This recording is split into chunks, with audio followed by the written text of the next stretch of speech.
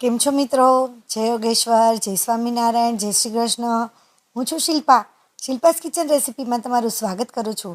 પરંતુ આજે હું કોઈ રેસિપી લઈને નથી આવી, પરંતુ મને આજે તમારા થોડા બ્લેસની જરૂર છે, તમારા આશ્વાસનની પણ જરૂર છે. શું કામે ખબર છે? નખની સર્જરી કરાવી છે, પગના નખની. તો મને બહુ હાલવા ચાલવાની ડૉક્ટરે ના પાડી છે. અને એક જગ્યાએ હું સર્જરી કરાવવા ગઈ હતી ને, તો ત્યાંથી તો હું એટલી હેરાન થઈ કે સર્જરી અધૂરી મૂકીને આવતી રહી. હવે એની સ્ટોરી હું તમને આગળ કહીશ. મને છે ને જ્યારે નખ ઉગે ને ત્યારે એ ચામડીમાં અંદરની સાઈડ ઉગતો હતો, એટલે દુખાવો પણ થતો હતો અને ઘણી વખત રસી પણ થઈ જતા હતા. તો હું બહુ જ હેરાન થતી હતી. તો મને સરે આ સર્જરી કરવાનું કીધું છે. આમાં ફરતે છે ને એમને રિંગ બ્લોક આપી ફરતે. અહીંયાથી જે જ્ઞાન તંતુ જતા હોય ને દોરા જેવા એ બ્લોક થઈ જાય, પછી અહીંયાની રિંગ બ્લોક આપી. એટલે શું છે, તમને જે તમે ત્યાં તકલીફ થઈ ને ઇન્જેક્શનથી ખોટું ન થયું. હા, બહુ હેરાન થઈ. હું બીજી એક જગ્યાએ ગઈ હતી ને, ત્યાં તો હું બહુ જ હેરાન થઈ. એની સ્ટોરી તમને હું આગળ કહીશ. અને અત્યારે સરને મેં જ્યારે વિડીયો બનાવવાનું કીધું ને, તો એ પણ સાથે સહમત થઈ ગયા અને સાથે સમજાવતા પણ જાય છે કે એ કઈ રીતે કરશે. પહેલા તો આ પાથરી સોય છે. હા, આપણે ઇન્જેક્શન ફરતે લાગશું ને તો 15-20 મિનિટમાં તમને શું થઈ જશે. જો ઊંડો શ્વાસ લો, બરાબર.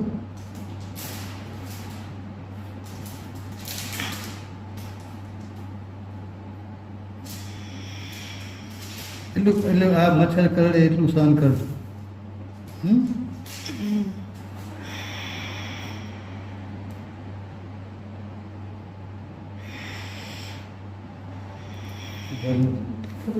આપણે ફરતે જે ઢીળી નસો હોય ને જ્ઞાનતંતુ, એને આપણે આ દવાથી બ્લોક કરી દઈએ, એટલે સેન્સેશન્સ ઉપર મગજમાં ન જાય. થોડીક વાર પછી તમે પૂછવું, બરાબર.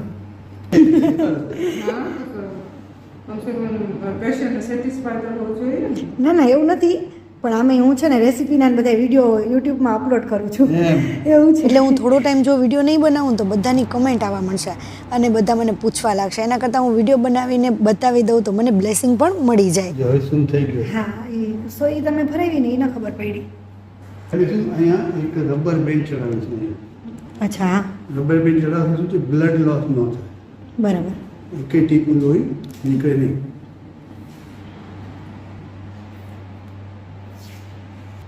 એટલે આ એરિયાને આઇસોલેટ કરી, એટલે છૂટું રાખીએ, એટલે આજુબાજુ ટચ ન થાય. આઇસોલેટ એટલે સેપરેટ રાખીએ. સેપરેટ, સમજી ગયો. હા. આપ્યા રબર બેન્ડ ચડાવ્યું, બરાબર. એનું શું કામ છે કે બ્લડ લોસ ન થાય. ત્યાંથી બ્લડ લોક થઈ જાય, આમ જે આવતું હોય એટલે. આપણે એ ખાલી 5-10 મિનિટ પૂરતું છે, વધારે નહીં. અને જ્યારે બી આ સર્જરી પૂરી થાય ત્યારે અમે એ કાઢી નાખી. એટલે ખાતરી કરી કે ભાઈ લોહીનું સર્ક્યુલેશન ફરી શરૂ થયું કે કેમ. બરાબર. ચાલો, હવે તમને પૂછું છું, બેટા દુખે છે? આમ ના, નથી દુખતું. ના, જોવું છે ને, હિંમત છે ને? હા હા, હિંમત છે.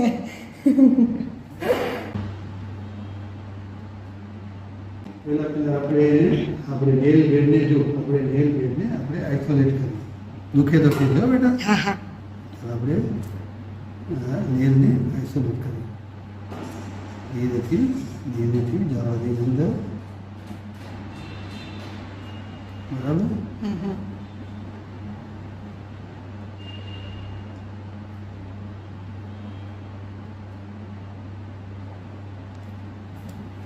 ઓકે.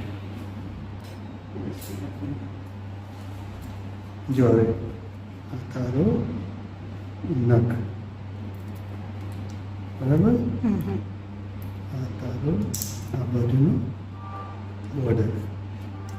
પછી ફરીથી ઉગતા કેટલો ટાઈમ લાગે છે? નખ નીચે દેખાય છે, નીચે હોય છે. અચ્છા. થઈ ગયું? વિડીયો લીધું? હા, લઈ લીધો. આમાં રાખી દો. મને 2 મિનિટ લાગશે. સાફ કરી અને જોઈએ કે ઇન્ફેક્શન છે કે કેમ. ખૂણામાં ખાંડ.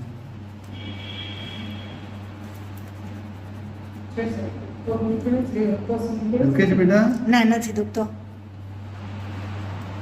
पट्टी लगी साफ तो अच्छा है क्लीन है। फिर भी सर वहाँ से बस निकल रहा था ना, हाँ वो साफ कर दिए। ध्यान देना पड़ेगा। પછી જે ખૂણામાં ખૂંચતો તો એ સરખું થઈ જશે ને हाँ, નહીં થાય हाँ।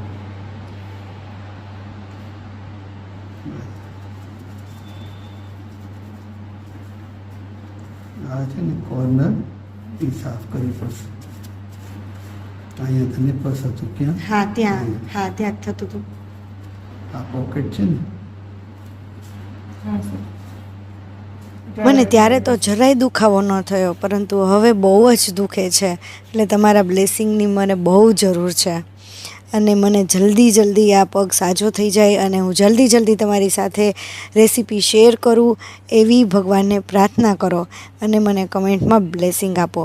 આવા નખના પ્રોબ્લેમ તો છે ને ઘણા બધાને હોય છે, અમારી આજુબાજુ જ ઘણા બધાને આવા પ્રોબ્લેમ હતા.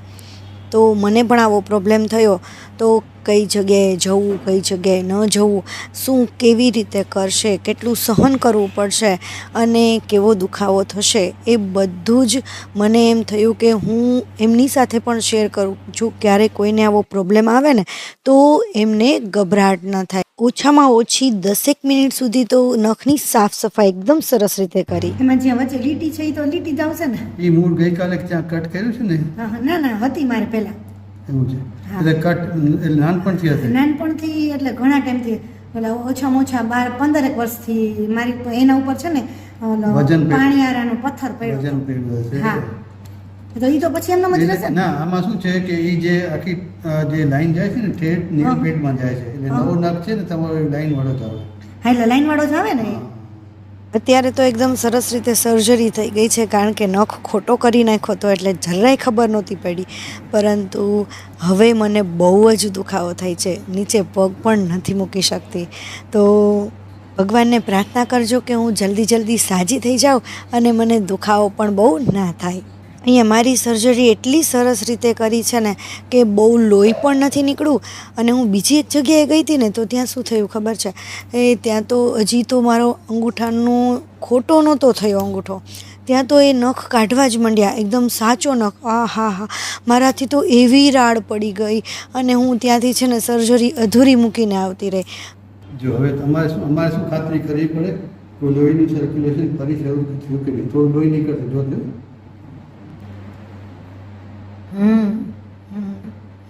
થઈ ગયું?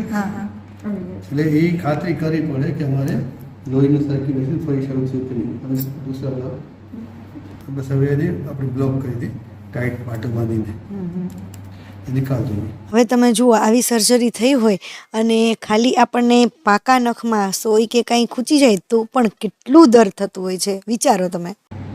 આમાં સાહેબ ખાવા પીવાનું કે ખાટું એકદમ મસ્ત રીતે સર્જરી થઈ ગઈ છે. મને હાશકારો થયો, હાશ. હું પેલી જગ્યાએ ગઈ હતી ત્યાં તો બહુ હેરાન થઈ અને ત્યાં મને એટલું દર્દ થયું હતું ને કે સહન જ ન થાય એટલું. તો અહીંયા છે ને સાહેબે પણ મને સરસ રીતે વિડીયો બનાવી દીધો અને હું એનાથી ખૂબ જ હેપી છું. આ છે મોટવાણી સર. હું નાની હતી ને ત્યારથી જ અમે એમની પાસેથી જ દવા લઈએ છીએ અને અત્યારે એમની હોસ્પિટલ છે યુનિવર્સિટી રોડ ઉપર સ્ટાર કેર. જો તમારે કોઈને પણ આવી કંઈ પણ જરૂર હોય તો પહેલાં એમની સલાહ લેજો. ખૂબ જ સારો જવાબ આપે છે અને એનાથી તમે ખૂબ જ સેટિસ્ફાઈ થશો. Thank you Motwani sir. અને મિત્રો જો તમને રેસીપીના વિડીયો જોવા ગમતા હોય તો હું મારી ચેનલ ઉપર નવી અને અલગ યુનિક રેસીપીઓ અપલોડ કરું છું અને મૂકું છું, તો તમે મારી ચેનલ ઉપર એક વખત જઈ અને જોઈ શકો છો. તો નવી રેસીપીના વિડીયો જોવા માટે ચેનલને સબસ્ક્રાઈબ કરી લેજો. Thank you for watching. Bless me. Thank you.